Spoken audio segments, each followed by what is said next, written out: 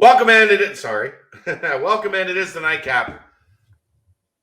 Brought to you by Galactic Fried Chicken right here on BearcatJournal.com. As always, visit www.galacticfriedchicken.com. Download the app for Android, iPhone, everything Galactic. They are back open to the public. So get yourself down to Dayton, Kentucky. Tell them to pump it up. Save yourself 15% off of your order. Get yourself some tendies, some fries, some dunkers, some fried pickles, all the good stuff. And if you can't make it down, they will deliver through the app pretty much anywhere inside the 275 loop. So get yourself some Galactic Fried Chicken. Open Wednesday through Sunday, lunch and dinner. Also, Hi, Aaron. Also, the City Beat voting is open now. Yes. There's 4 different categories that Galactic is open for, and you do have to vote for 20 different things for those votes to count as you are voting for City Beat. You can find that at City Beat. I think it's just at City Beat Magazine. And you can vote for Pardon the Punctuation too.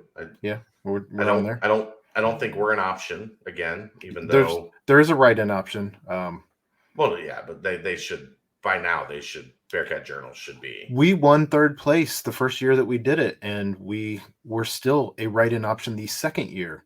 Yeah, dumb. So City Beat. Figure out who the actual best in Cincinnati are before you put your best of Cincinnati list together.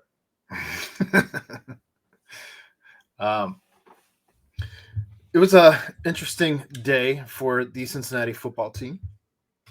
Yeah, there were a couple commitments, potentially some special teams help, especially with a place kicker from Arizona State.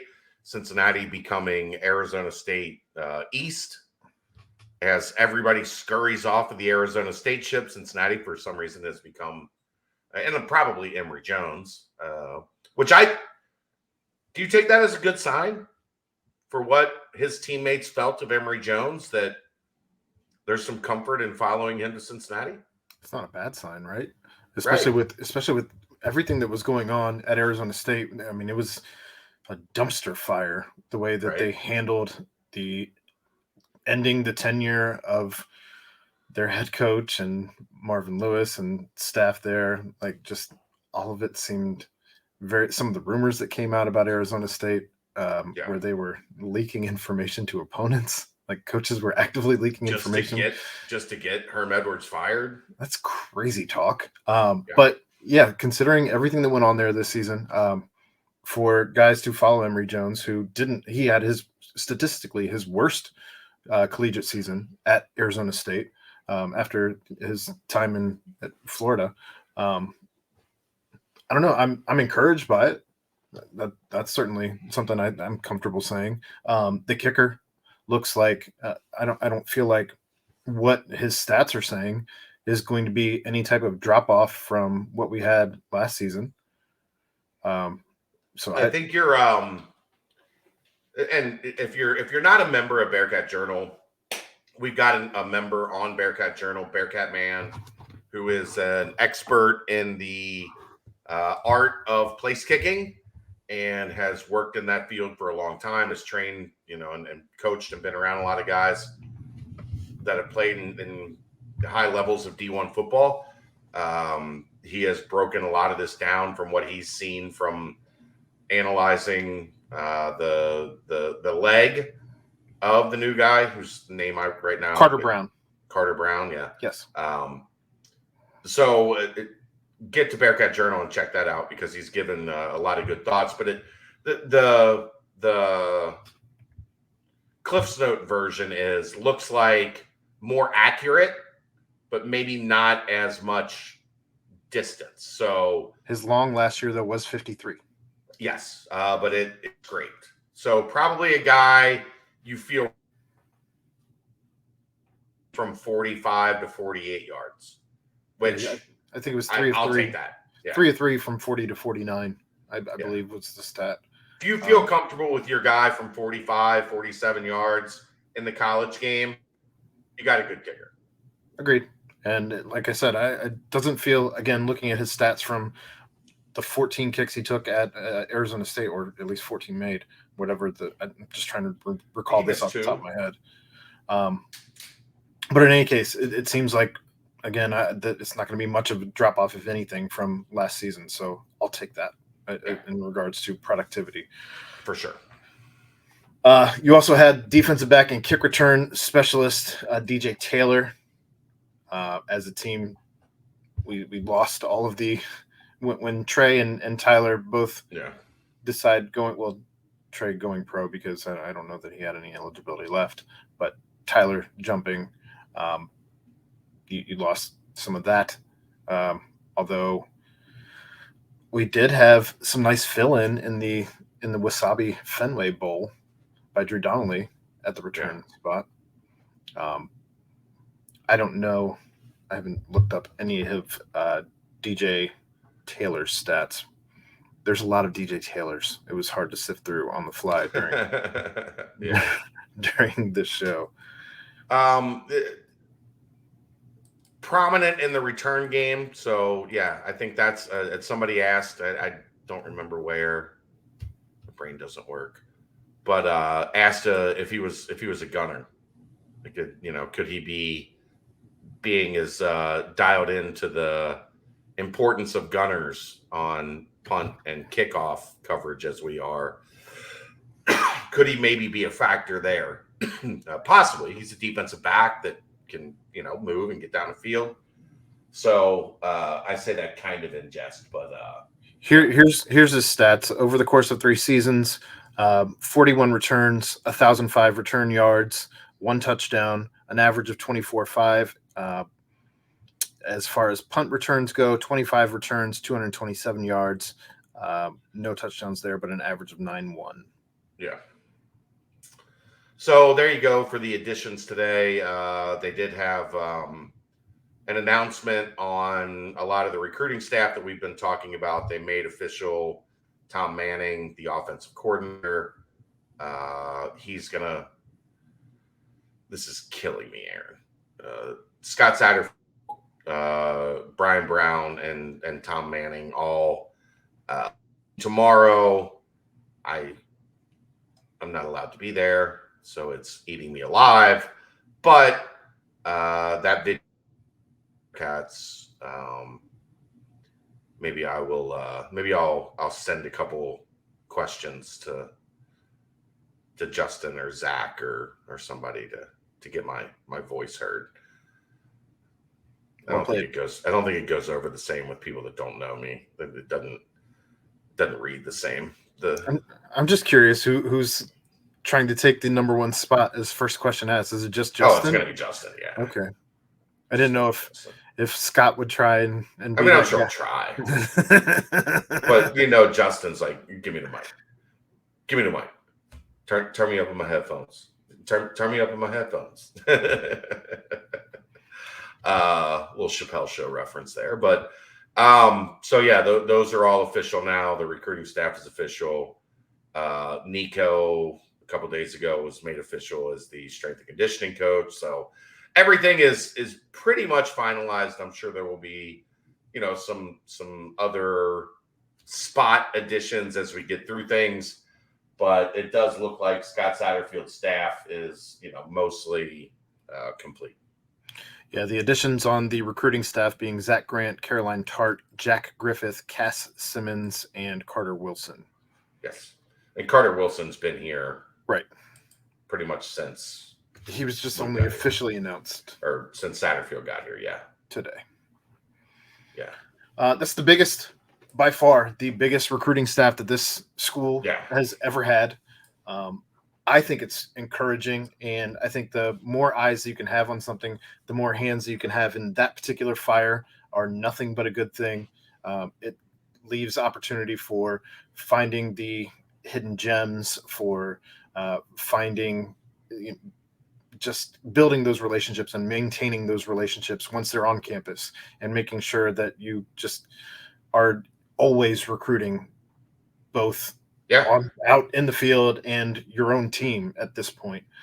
So it's very hard to do when you are stuck in some older ways with one or two guys and a doing everything and a late mid addition in the middle of a season that maybe you had a foot out the door in, adding a third. I don't overly buy any of that, but I get where it comes from. I understand the place it comes from. How's that? Fair enough. But it's good to see that this staff has put that type of just importance on such for sure such a position that is not generally seen on the field. Right. Although we talked on the BBP about that being something that could potentially change as well. Yeah, there's some changes coming in college football in terms of who can coach practice. And it sounds like now, as long as you are being paid by the university to be on the football staff, you'll be able to be out on the field and coach them up. So it could make interesting some of the budget growth that we have seen as well. National championship, is there really anything to talk about? Well, before we get there, we did miss the other day when Philip Wilder declared he was transferring, and that's official on 24/7 as well, as he is coming an offensive tackle listed at 6'5", and I think he's up to 305 or thereabouts. Yeah. So just another offensive lineman listed as a tackle help. Sure, give me all the tackles. Right. You're going to need, especially, with as many guys as they've had exit the offensive line, Dylan O'Quinn, Lorenz Metz, Jake Renfro, Joe Huber. Maybe we'll get to that in a minute. You needed an influx of bodies and talent up front for sure.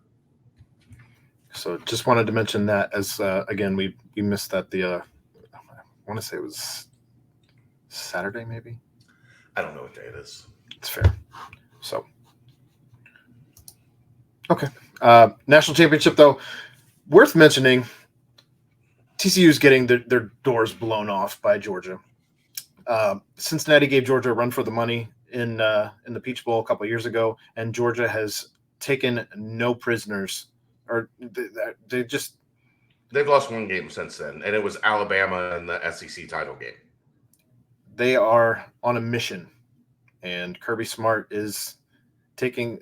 It's interesting because what did we talk about leading into that Georgia Peach Bowl was that if you looked at recruiting score over the past 4 years leading up to that, Georgia was the #1 recruiting school in the country. Which is why their players look bigger, run faster. Stronger and faster, right. Like, look, I don't think there's more than 3 teams in the country that would have had a guy able to break up that pass that Dez threw that creates all the controversy that would have won UC that game. Sure. That guy came from nowhere. Yeah, to break on that ball that quickly, Christ.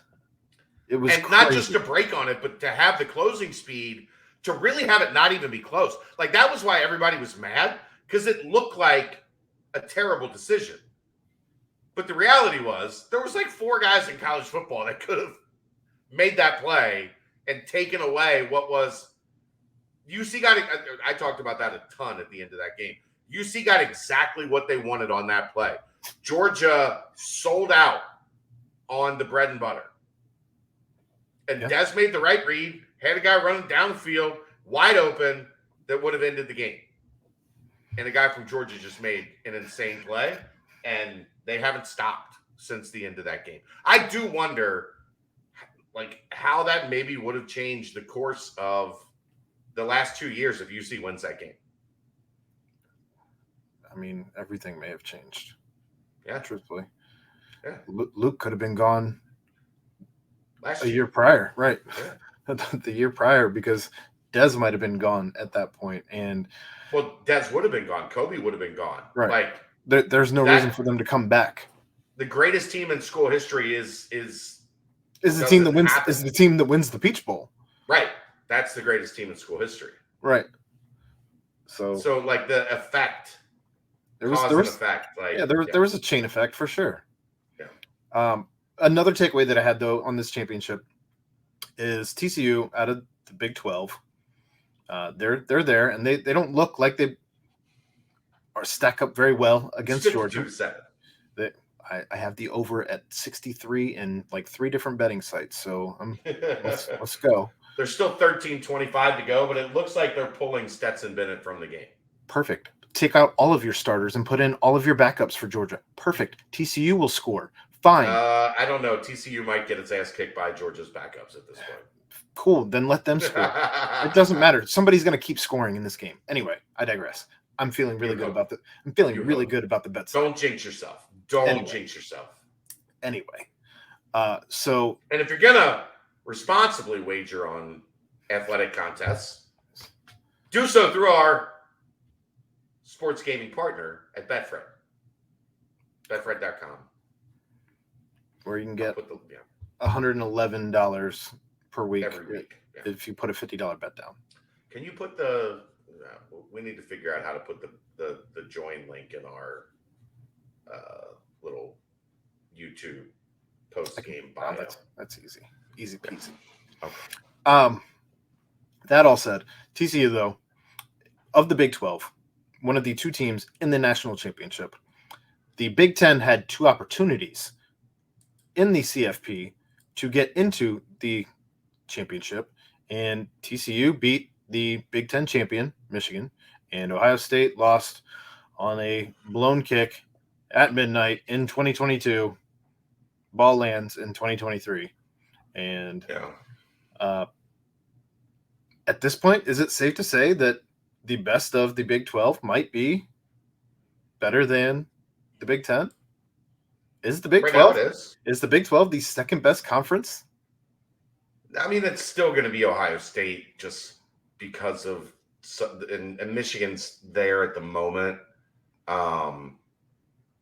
But I mean, are you saying there has definitely shown that hey, we weren't to be trifled with. I don't know that you can. I just don't know that you can definitively say that the Big 10 is better than the Big 12 at the top if TCU beat the Big 10 champion Michigan. Yeah, and Ohio State was 1 kick from beating Georgia. I mean, it is what it is. Ohio State. We just talked about UC Georgia. Yeah. If Georgia misses that kick, UC wins, and we're still puffing our chest about UC Georgia. Ohio State just missed a kick. Yeah. And we lost by a kick. Yeah. But Ohio State lost to Michigan. Sure. So, no, Ohio State didn't lose to Michigan. Ohio State got their ass kicked by Michigan. All right. That wasn't an L. That was a. But that's what I'm saying. Like, I mean, I guess if we're going by transitive property, I don't know. Yeah, I don't like that. I know. But the Big 12 is certainly making some noise in the college football landscape. And yeah, but this is not gonna. No, it doesn't look good because the SEC is that far head and shoulders above the rest, I think. But unfortunately, Ohio State had that game the entire game. They lost, yes. Much like Cincinnati had. I just want to be careful that we're not double standarding. But it's still the same Ohio State team that lost to Michigan really bad, and TCU beat Michigan. So it's hard to say. Matchups, of course, different teams match up, and they match up very differently. So I don't know. In any case, I guess this is all to say that the Big 12 is certainly in the conversation in the top 3, and I don't think that even that conversation is particularly close at this time with the ACC and the Pac-12. Well, the ACC's dog shit. The Pac-12 is going to be interesting. They're especially for next year. They're stockpiling a great stable of quarterbacks in the Pac-12 next year, with guys that are coming back, and Caleb Williams is probably going to win the Heisman again. They've got a good quarterback situation, which always helps. Sure. The ACC, they're an afterthought. There's nothing about the ACC that matters. And you might have one of the biggest donation-heavy schools in Miami, and they still Miami can't figure anything out. They lost to mid Tennessee State. So did you see the Mr. Go 30 on Tennessee Clemson? No. I'll have to check that out. Oh, he did the whole thing as Dabo, as Jesus, it's God. So it wasn't Jesus, it was God. Of course, you have to go watch it. If you guys don't know who Mr. Go 30 is, go follow him immediately. His shit is too funny.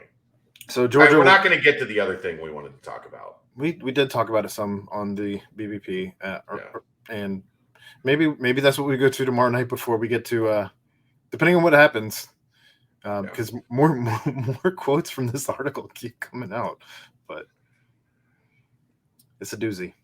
It's a doozy. All right, if you want to talk about it, it's on the message board. That's the Nightcap, brought to you by Galactic Fried Chicken. We'll see you tomorrow night right here on BearcatJournal.com. See ya!